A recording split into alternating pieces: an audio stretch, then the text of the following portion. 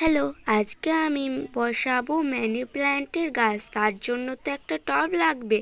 দেখো এখানে কিন্তু একটা টব রয়েছে, সেটা কি আমি নিয়ে চলে এলাম। এবার দেখো এখানে আমার অনেক মানি প্ল্যান্টের গাছ আছে।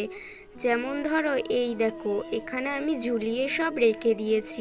এই গাছটাকে কে যেন পুকুর পাড়ে ফেলেছিল, সেখান থেকেই নিয়ে এসেছিলাম।